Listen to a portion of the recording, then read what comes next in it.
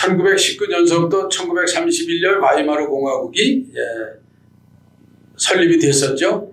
자, 우선 1차 세계대전에 독일이 패전하게 된 원인은 민족적 열등감, 그 다음에 전쟁 보상금, 경제공황 실업자 엄청나게 생겨났어요. 사실은 전쟁은 있어서는 안 되겠습니다. 그런데 1차 세계대전에 의해서 전쟁을 하고 그 베르사유 조약에 의해서 연합군이죠. 불란서 영국과 같은 연합군들이 독일로부터 전쟁 보상금을 요구를 했어요. 그래서 독일은 굉장히 피폐한 그런 그 상황을 갖게 됐고 인플레이션이 이제 일어나게 됐습니다. 그래서 경제공황 그리고 그에 따르는 엄청난 실업자들이 생겨나기 시작을 했어요.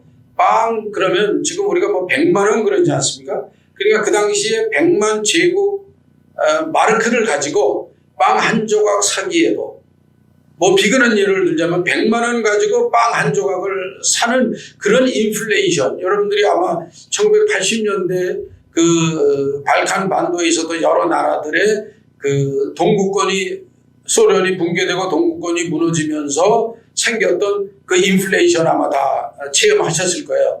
돈 뭉치를 이렇게 싸들고 가도 빵 하나, 쌀 정말 뭐 한 대 사기 어려운 그런 그 경제공황을 지냈던 것을 우리는 1980년대 이미 해외에서 경험을 한 바가 있습니다. 또 뭐 남미에서도 최근에 10여 년 전에 그런 일들이 벌어졌었죠.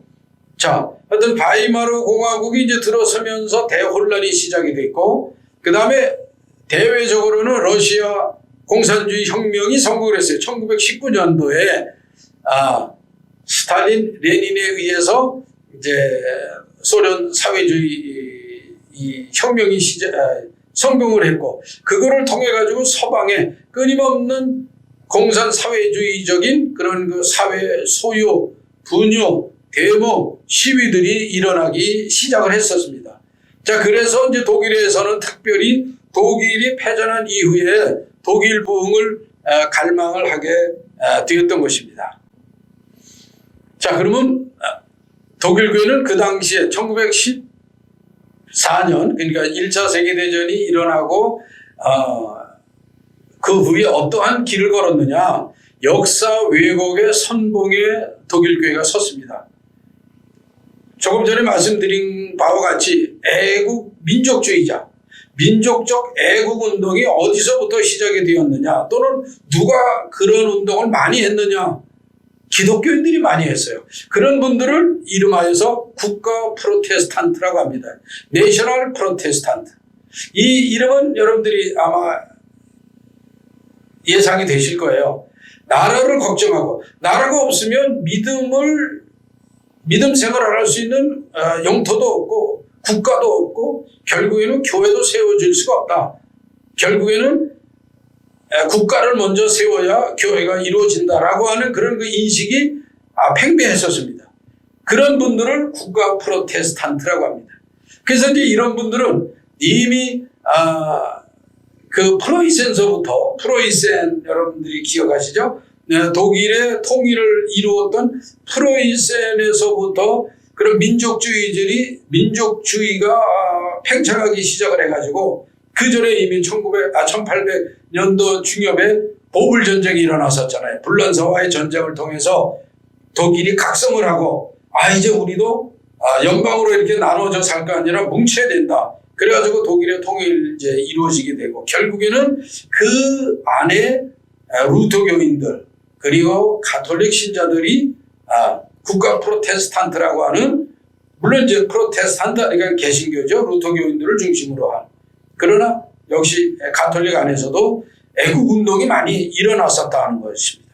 그래서 보수파 기독교인들이 국가와 신앙의 관계를 종속적 개념으로 생각하기 시작을 했어요. 다시 말해 국가가 있어야 교회가 있는 것이고 국가 권력이 영토를 지켜줘야 교회도 신앙생활을 할 수 있는 것이고 국가의 정치체제가 설립이 돼야 예를 들자면 목사도 신부도 또는 교회도 교구도 가능하다라고 하는 이 어떤 국가와 정치, 국가와 교회라고 하는 것이 종속적 개념으로 생각을 하기 시작을 했습니다.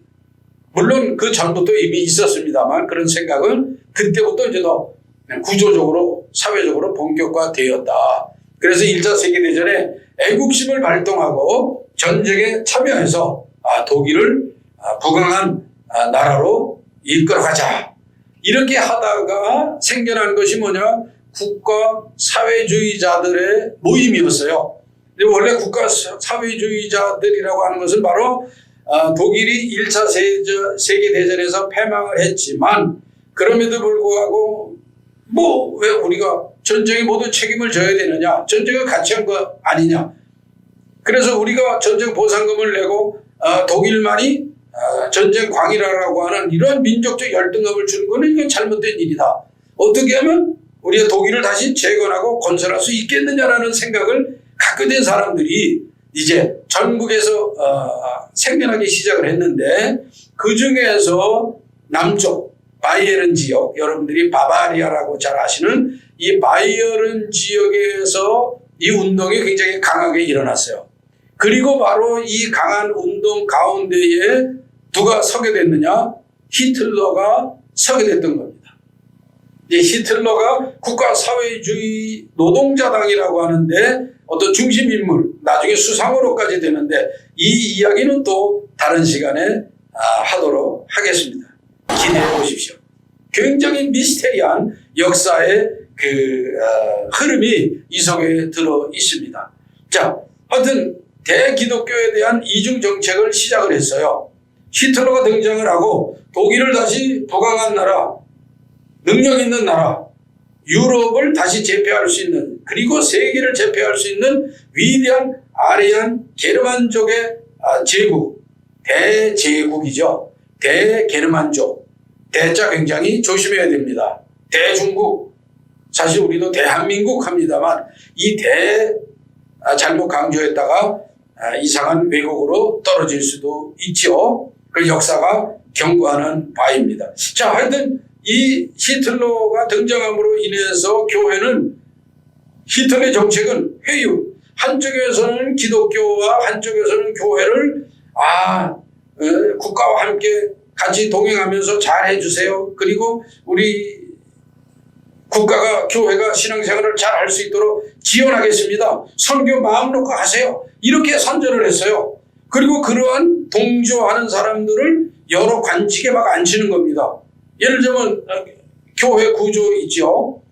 우리나라 같으면 총회 구조. 그럼 총회의 기관장도 막 시켜주고, 심지어는 총회장도 시켜주고, 나치당이 이렇게 하고, 그래서 많은 목사님들에게 나치주의가 깃들어 있는 설교문을 하도록 그렇게 하는 거예요. 그래서 그 안에 있는 주된 내용이 뭐겠습니까? 하나님께서 히틀러를 통해서 독일을 다시 일으키신다. 히틀러는 마치 구약의 선지자와 같다. 히틀러는 어쩌면 예수님과 같은 그런 구세자의 모습을, 메시아의 모습을 가지고 있다. 이딴 식의 이야기들을 자꾸 설교에 넣도록 그렇게 했고, 그러면 믿는 사람들은 뭐냐? 국가를 위해서 헌신해야 된다. 교회를 위해서 헌신하는 것도 좋지만 먼저 국가를 위해서 헌신해야 된다. 예수님께 헌신하고 예수님의 구원을 바라보고 찬양하는 것, 그것도 좋지만 먼저 국가와 국가 원수인 히틀러, 자기들의 지도자들을 먼저 경배해야 된다. 이런 식으로 만들어 갔던 거예요. 그런데 그런 거를 설교하는 설교가들, 목사님들이 있었다는, 그리고 그런 신학자들도 있었다는 것이죠. 이것도 또 역시 저희가 나중에 살펴보도록 하겠습니다. 자, 또 한 군데에서는 뭐냐? 한쪽에서는 회유를 하고 한쪽에서는 탄압을 하는 거죠. 히틀러의 주장, 나치주의자들의 이러한 주장은 이거는 복음적이지 않다라고 주장하는, 그리고 그런 것을 설교에 말씀하시는 목사님들을 탄압을 하고 그들에게 설교권을 박탈하거나 아니면 고발을 당케 해가지고 구치소에 가둔다거나, 여러분들이 아시다시피 순교에까지 이르는 분들도 나타나셨습니다. 자, 여러분들 다 보시죠. 나치 수용소의 화장장입니다. 하루에도 정말 한 화장고 칸 안에서 수백 구의 시신이 타도록 정말 우리가 감히 생각할 수 없는 그러한 무슨 공장과 같은 화장장을 만들어서 수많은 유대인들뿐만이 아니라 그 나치주의를 반대하는 많은 분들을 살해하고 화장했던 그런 모습을 볼 수가 있습니다. 지금도 이런데 유적에 가시면 거기에 꽃을 갖다 놓고 이곳에서 기도하시고 이곳에서 묵상하시는, 그리고 역사를 돌이켜보면서 과연 진정한 기독교의 의미가 뭐냐, 과연 진정한 기독교적 삶이 무엇냐를 되뇌고 회개하고 그 다음에 역사의 경고를 생각하는 이러한 역사적 교훈의 장으로 쓰이고 있습니다. 자, 이 사진을 보시면 여러분들 보실 때 왼쪽이 히틀러죠. 지금 오른쪽에 있는 사람이 이제 그 가톨릭의 추기경, 그러니까 교황청의 대사입니다. 둘이 악수를 하는 장면이죠. 나치 깃발 아래서 악수를 하는 이런 장면이 뭡니까? 국가와 종교, 국가와 기독교가 서로 화합을 하고 손을 잡고 악수를 하여서 국가는 기독교를 보호해주고 기독교는 국가에 충성을 다한다라고 하는 충성 또는 동맹 선언식과 같은 것을 공공연히 해서 이것을 모든 신문 매체에 뿌리고 방송에서 또 방송하고 하는 모습을 볼 수가 있습니다. 이거는 이제 아까는 가톨릭이었다면 이거는 개신교입니다. 왼쪽에 역시 히틀러가 있고 오른쪽에 루드비히 뮬러라고 하는 그 당시에 루터교 총회장입니다. 악수를 하는 장면이죠. 아주 역사적인 증거가 되는 장면입니다. 역시 히틀러 국가와 루드비히 뮬러가 상징하는 기독교가 악수를 함으로 인해 가지고 교회는 히틀러가 하는 일에 무조건 찬동해 준다, 그런 뜻이죠. 그 다음에 히틀러는 공산주의 사회주의의 위협으로부터 교회를 막아준다, 이러한 일종의 동맹 서약식과 같은 것을 공공연히 하고 이것을 모든 신문의 매체라든가 그 다음에 방송에서 끊임없이 선전선동을 했습니다. 그 루드비히 뮬러가 총회장이 돼서 했던 얘기, 이미 그 전에 나타난 이야기가 뭐냐, 실용적 기독교, 포지티브 크리스티애니티, 실용적 기독교라고 하는 용어를 루터교에서 막 그 선전을 하고 그 다음에 이것을 신학자들이 그 다음에 나치주의자들이 계속 미디어로 퍼날랐어요. 다시 말해서 하나님을 섬기도 하나님이 계시로 주신 국가에 최선을 다해야 한다. 이거 굉장히 논란이 되는 문장입니다. 물론 1930년대 문장입니다. 하나님이 계시로 주신 국가, 이거는 맞아요. 여러분들이 아시다시피 로마서 12장에 그랬죠. 모든 권세는 위로부터 하나님으로부터 주셨다. 그래서 국가는 하나님의 계시로 이루어졌다. 그거는 절대적입니다. 그러나 어떠한 국가냐, 어떠한 권력이냐에 따라서 우리는 그것이 하나님의 계시인가 아닌가를 분별해야 되죠. 하나님의 뜻인가, 아니면 세상의 말하자면 조작인가, 아니면 더 심하게 공중의 권세 잡은 사단의 치밀한 계획인가를 우리는 분별을 해야 돼요. 근데 그 당시에는 이러한 용어들이 아주 유행을 했던 것. 신학자들도 때로는 나치주의에 물든 목사들이 이거를 주장을 했고, 총회장의 글에 실용적 기독교라고 하는 작은 책자가 있어요. 그거를 아주 온 독일 전역에 배포를 했습니다. 그래서 그런 기독교인들은 뭐냐, 선교의 정치를 활용했다고 하는 것이죠. 왜? 국가가 기독교를 쫙 밀어주고 방패막이가 돼주니까 선교하는데 사람들이 의심을 안 하죠. 국가도 뭐라 그럴까요? 지원해주는 기독교.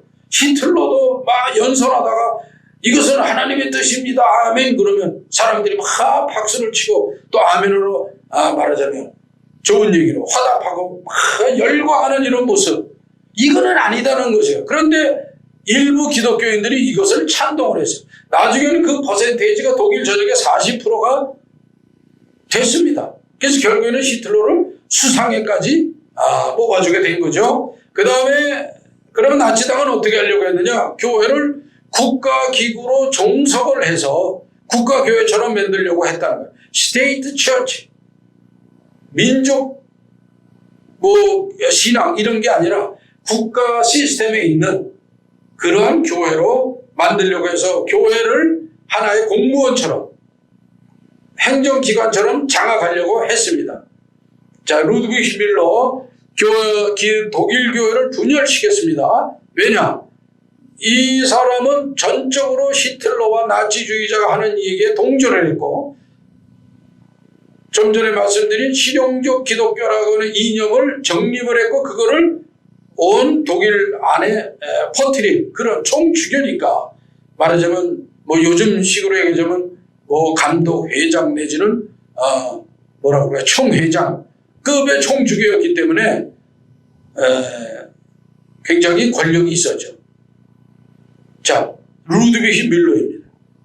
자, 그런데 이제 여러분들이 아시다시피 여기 보시면 가운데 본헤퍼 목사님 있으시잖아요. 이 본헤퍼 목사님도 처음에는 나치주의가 어쩌면 독일을 이끌어갈 수 있는 그런 어떤 기독교적 그런 색채가 있는 정당은 아닐까라는 생각을 얼핏 했었어요. 여러분들 왼쪽에 보시는 분이 니멜러 목사님입니다. 니멜러 목사님. 이분도 역시 처음에는 이상하다.